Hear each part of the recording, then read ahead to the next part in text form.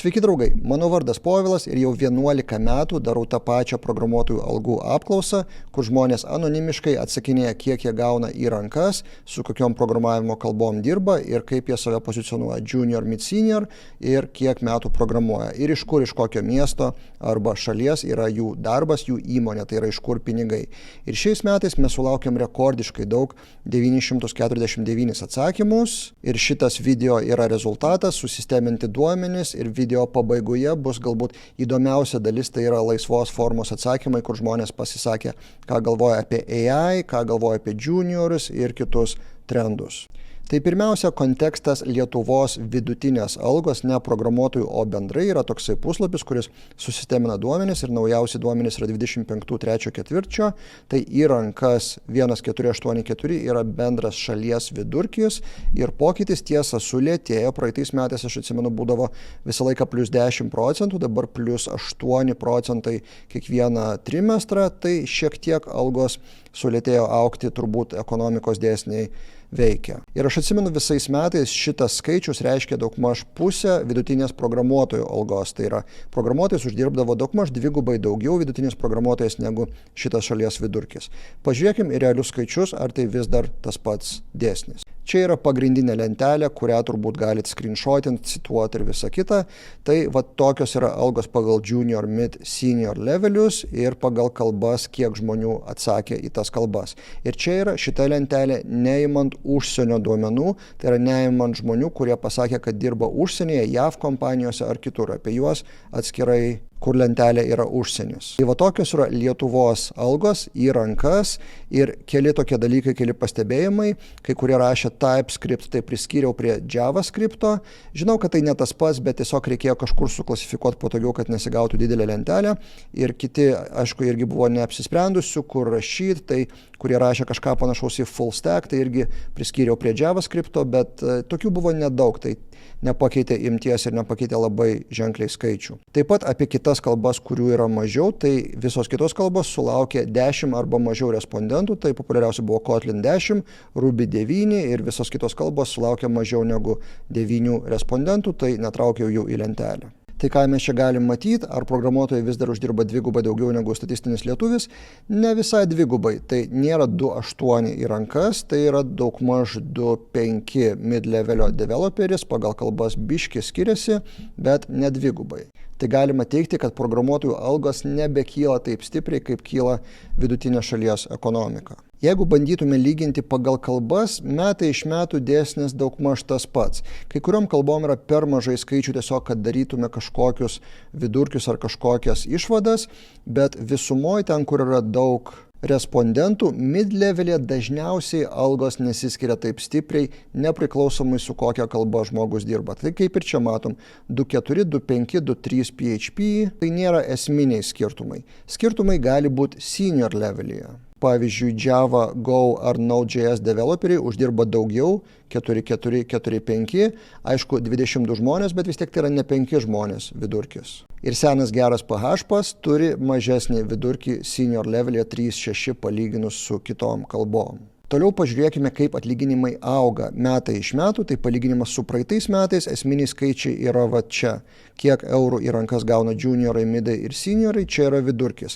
Ir kaip matome, esminis skaičius yra plus 15% junior lygmenį. Bet čia yra toks kaip ir skaičius, kurį galima įvairiai traktuoti, nes juniorų šiaip yra nedaug. Pažiūrėkite į šitą stulpelį, iš viso juniorų buvo 47 iš 900. Aišku, čia ne 900, dar užsienį atmetam, bet vis tiek šitų skaičių daug mažiau negu mid ir seniorų. Tai juniorų šiek tiek net apmažėjo palyginus su praeitais metais ir mes apie tai kalbėsim dar vėliau biški šitame video. Tai tas plus 15%, taip galima turbūt džiaugtis, kad juniorai gauna daugiau, tai yra grindys paaugo biški, pradedant junioro karjerą, bet ar tai reiškia, kad pirmas darbas būtent tiek ir mokės į rankas? Galbūt taip, jeigu tu sugebėsi gauti tą darbą. Aš manau, kad junioro kriterijai paaugo taip ženkliai, kad ta alga atitinka junioro lygį, kuris gali būti ne visai jau ir junioras. Sunku jį pavadinti junioru, ypatingai su visais dirbtinio intelekto trendais, apie kuriuos vėlgi kalbėsim. Mid-levelėje algos plus minus stabilios. Plus 1% praktiškai nereiškia nieko, o turint omeny, kad ekonomika auga 8%, aš sakyčiau, kad midai šitoj vietoj pralaimi gan stipriai, nes jų algos nebeauga. O senior levelis panašiai auga kartu su ekonomika, vis dar auga. Palyginimus keletą skaidrių, kai buvo augimas praeitais metais, tai 25 palyginus su 24 buvo toks augimas, +3, +8 ir +1, tai galbūt galima teikti, kad praeitais metais midų algos paaugo ir šiemet nebeauga, arba atvirkščiai seniorui buvo +1% ir dabar pakilo šiais metais. Sunku labai traktuoti šitos skaičius. Vien žiūrint į skaičius, mes galim padiskutuoti komentaruose, kaip jūs vertinat tokį augimą metai iš metų.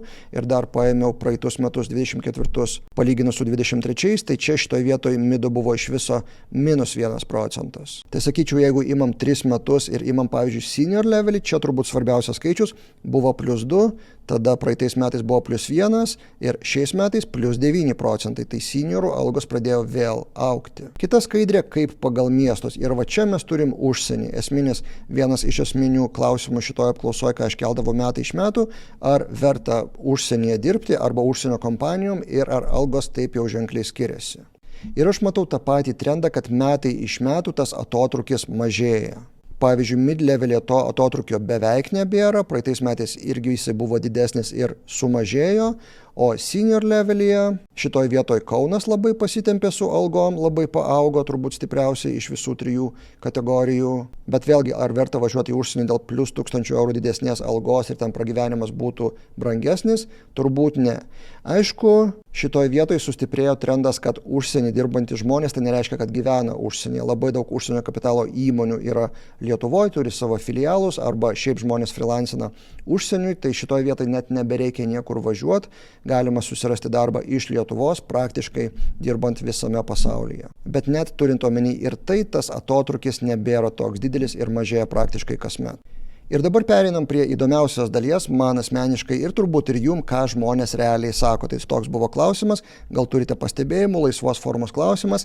Ir šį kartą aš nusprendžiau duoti AI, duoti Claude Code'ui, suklasifikuoti atsakymus, kad aš nieko esminio nepraleisčiau. Ir štai rezultatas. Yra 12 atskirų skilčių, topikų, temų su citatom, ką žmonės sako. Tai pradėkim. Pirmas skiltis, pirmas topikas – junior devų krizė. Ir čia sunku nesutikti juniorų, darbų iš tikrųjų mažėja arba jų nėra. Dar sunkiau rasti darbo, kai kur citatos ir žiauresnės, junior profesija mirė, juniorams žiauriai sunku. Negaliu nesutikti. Iš tikrųjų, netgi kai manęs dabar klausia, ką man daryti kaip juniorui, aš neturiu aiškaus atsakymo.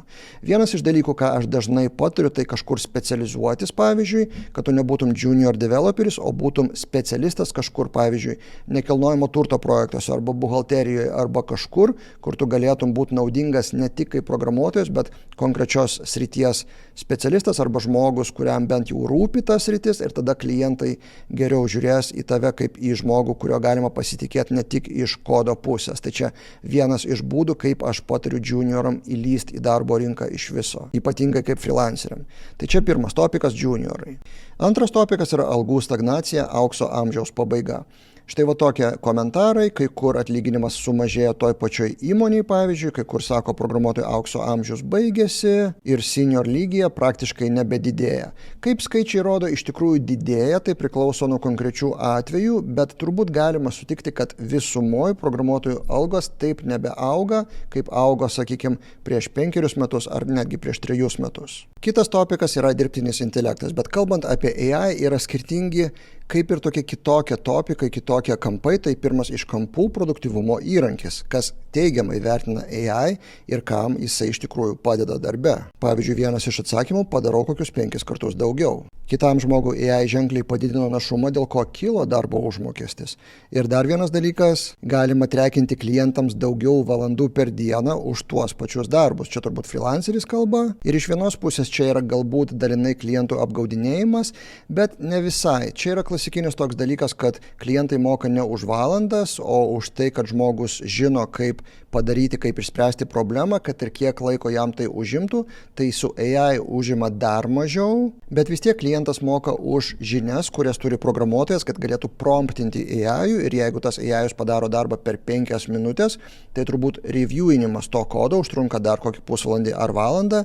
Kitu atveju vietoj AI programuotojas rašytų tą kodą turbūt 2, 3, 4 valandas, bet klientas turėtų mokėti, mano galva, už padarytą darbą, už kurį arba iš anksto susitariama, arba kažkaip kitaip, bet tai neturėtų būti mokama už AI-us tas 5 minutės ir reviewinimą. Tai kas sugeba iš verslo pusės pasidaryti daugiau darbo už tuos pačius sutartus su klientų terminus, tai tiem žmonėm yra turbūt aukso amžius dabar. Kitas topikas, kita tema apie AI, bet apie kitą kampą – pušas iš vadovybės, privalomas AI-us naudojimas. Šito galima buvo tikėtis, vadovai ir kompanijų savininkai ir akcininkai skaito tas pačias naujienas apie AI, kuris pakeičia pasaulį ir leidžia daryti viską vienu promptu ir panašiai, tai lūkesčiai aišku didėja. Lūkestis, kad darysi viską su AI, visokie pavadinimai kaip AI first ar AI driven politika, must use AI ir netgi vienas truputį komiškas atsakymas, algų kėlimą remti AI atsakymais,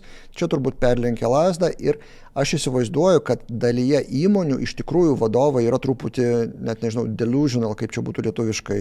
Sakykim, tai per daug optimistiški, kiek AI-us gali padėti ir tada programuotojams yra sunku įtikinti vadovą, kad ne taip viskas paprasta ir kad AI-us ne visada one-shotina dalykus, tai čia atskira kalba, bet kad pušas iš vadovybės yra, daug žmonių tai paminėjo. Ir aišku, kaip atskira tema, patyrę programuotojai kritikuoja rezultatus pasiektus su AI, tas pats vibe codingas, kuris iš tikrųjų nėra tas žodis vibe coding, jis yra labai neigiamas, iš tikrųjų tai yra spektras, kiek žmogus realiai kodina, kiek reviewina. Vibe codingas yra, kai tu visai tau neįdomu tas kodas ir tu jo net nežiūri. Bet aš manau, daug programuotojų neberašo kodo asmeniškai rankomis, klausimas, kiek jie reviewina kodą. Tai va čia ir tas spektras atsiranda vibe codinimo ir aišku pasiekmes yra, kad kurie nuolat naudojasi AI tik kvailėja ir praranda gebėjimą mąstyti patys. Iš dalies tai tiesa, sutikčiau. Ir aišku kitos pasiekmes, kai daug kas siūlo AI sprendimus už pigiai ir po to kitiems atsiranda darba kuopiant visą tą krūvą ir dėl to ir algos galbūt mažėja ir softas darosi blogesnis. Taip viskas panašiai ir vyksta, aš tą patį matau irgi kitur socialiniuose tinkluose.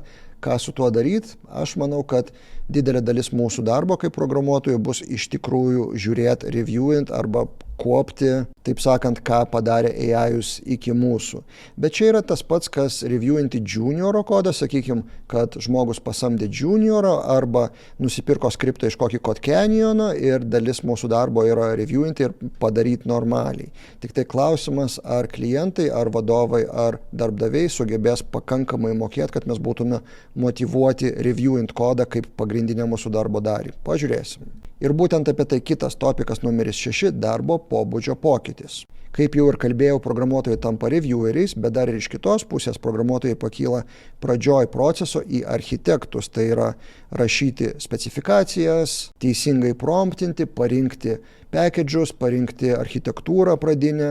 Tai skirtingais atvejais, aišku, skirtinga yra ta transformacija, vieni kodo rankom iš viso neberašo ir galbūt tuo didžiuojasi, darbas daugiau architekto, pamažu tampam PM-ais su tech įgūdžiais ir aišku, ne visiems tai patinka. Ir čia noriu paminėti kaip pavyzdį vieną savo tweetą, tiksliau tai yra retweetas kito posto, Jasonas rašė štai taip, čia originalas: Most engineers love coding. Ir va čia šitoje vietoje profesija developerio inžinieriaus keičiasi ir dėl to daug programuotojų, turbūt jūsų tarpe yra nemažai, kuriem nepatinka AI-us dėl to, kad darbo pobūdis mūsų keičiasi. AI-us neatima mūsų darbų, bet juos labai pakeičia. Ir ne visiems programuotojams patinka ateiti į darbą ir specifikuoti ir reviewint. Kitas topikas 7 iš 12 – darbo rinkos lėtėjimas ir mažiau pasiūlymų. Čia nelabai turiu ką komentuoti, iš tikrųjų pasiūlymų mažiau, žiūrint į LinkedIną ar kokį ten Upwork freelancinimą arba Indeed.com, aš kažkada čia žiūrėjau, iš tikrųjų darbo pasiūlymų šiek tiek mažiau, nežinau kiek Lietuvoje, nes aš labiau žiūriu į užsienio rinkos darbo pasiūlymus, bet ką žmonės sako, kad darbo rinka šiuo metu visiškai nepalanki. Ypač fully remote pozicijų praktiškai nebeįmanoma rasti. Čia dar vienas trendas, kad daug kompanijų grąžina darbuotojus į ofisą, ne tik tai programuotojus čia bendrai. Dar vienas topikas, kalbam apie seniorus, jie turi pranašumą. Tarp juniorų ir seniorų atotrūkis didėja, nes senioras, žinodamas, ką daro, kartu su AI įrankiais gali padaryti žymiai daugiau. Čia kaip ta matematika kažkur skaičiau, kad 1x programuotojas su AI vis tiek lieka 1x programuotojų, bet 10x programuotojas su AI yra multiplikatorius, jeigu tai yra lietuviškas žodis, daug didesnis ir rezultatai yra nepalyginami, dėl to aš skaitau, kad seniorai ten turi atsidarę daug agentų ir bando viską deliverint ir daugiau ir greičiau ir viską, ir jiem dažnai pavyksta vien dėl to, kokią jie turi patirtį apskritai, fundamentalią, kaip dalykai veikia, kaip promptinti, ir jie sugeba sustyguoti savo agentų sistemas geriau vien dėl savo fundamentalių žinių. Tai aš manau, kad jeigu jūs esat senior programuotojas ir jeigu jūs nestovit vietoj su naujais trendais, aš manau, kad jūsų darbo pozicija pakankamai saugi, jeigu verslas jūsų įmonės nebankrutuos. 9 topikas - lūkesčių augimas, bet čia truputį pasikartojimas to, apie ką mes jau kalbėjom, lūkesčiai dirbti su AI ir dėl to lūkesčiai, kad daugiau deliverinsi. Ir aišku, dažniausiai kalbama apie tą pačią algą, bet darbo padaryti reikia daugiau. Ir pabaigai truputį filosofijos, o tai kas bus toliau, tai kai kurie žmonės tikrai turi ateities nuogastavimų ir egzistencinių klausimų. Įdomu, kas bus už kelių metų.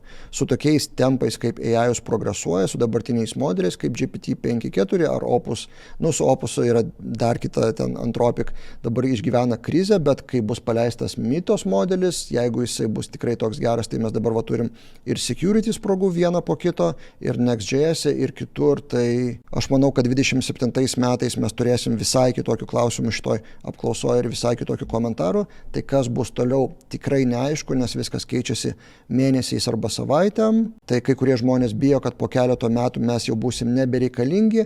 Aš nesakyčiau, aš sakyčiau, kad mes turim adaptuotis. Tai programuotojų darbas kaip po toks, kaip buvo prieš 3 metus, tikrai gali būti nereikalingas kodo rašymas, bet vis tiek tai yra architektūrinis sprendimas, tai yra specifikacija su klientu, tai yra kodo reviewinimas, tai yra security, tai yra deploy, kiti dalykai, kurie yra nebūtinai kodo rašymas. Ir AI gali padaryti atskiras dalis, bet norint padaryti produktą, kuris bus išleistas į rinką ir nelūž po dienos, tai čia tikrai bent šiam momentui aš neįsivaizduoju, kad AI tą padarytų be žmogaus įsikišimo. Tai aš manau, kad programuotojo profesija keičiasi, kaip jau minėjau, į architektą ir reviewerį ir dar keletą kitų disciplinų. Ir jeigu jūs norėsit kaip programuotojas toje ateityje dalyvauti ir prisitaikyti, tai valio, aš manau, kad tikrai darbo jums bus. Tik kad tas darbas gali būti kitoks negu vakar ar prieš metus. Ir dar vienas filosofinis pamąstymas, kas bus, jeigu mes neturim dabar juniorų, kuriem neduodam darbų ir neduodam įsilieti į rinką, kaip mes užauginsim midus ir seniorus. Šitoj vietoje aš nebepergyvenu, galvojau, kad čia yra problema, bet aš manau, kad tie midai ir seniorai, kurių reikės po 3-5 metų, jie bet kuriuo atveju bus kitokie. Aš manau, kad turės užaugti nauja karta ne junior programuotojų, o, sakykime, žmonių, kurie sugeba naudoti AI įrankius taip, kad gautų gerus rezultatus ir išmoksta pakeliui pakankamai fundamentalių žinių, kad tos sistemos būtų geros. Tai aš manau, kad daug žmonių prašoks tiesiog tą kartelę vadinamą junior developerio ir bus tiesiog developeriai, kurie sugebės deliverint sprendimus, nepriklausomai nuo to, kas parašyta jų CV ar oficialiam LinkedIn. Ir paskutinis 12 dalykas, ką išskyrė Cloud Codas, tai yra vakarų pasivijimas, ką aš ir sakiau irgi žiūrėdamas į skaičius, kad pasivijom vakarų EU pagal algas, tik tai keletas dalykų, pavyzdžiui, buvo išskirta, kad Lenkija tampa karščiausių tech hubų arba pasisamdė Lenkus už pigiau. Tai vėlgi rodo, kad visa ES plus minus yra konkurencinga dabar algų prasme ir Lietuvoje algos yra ne ką mažesnės už vakarų Europą dabar. Tai va tiek tų pastebėjimų ir rezultatų, pabaiga grįžtų prie esminės skaidrės apie algas. Ką mes galim šitoje vietoje padiskutuoti? Diskutuokim komentaruose ir siūlykit pasiūlymus, ką galbūt tobulinti kitų metų apklausoj. Ir galbūt aš čia kažką traktavau neteisingai arba nepakankamai giliai, aišku, kritikuokit ir kalbamės komentaruose. Tam kartui tiek ir iki kitų metų apklausos.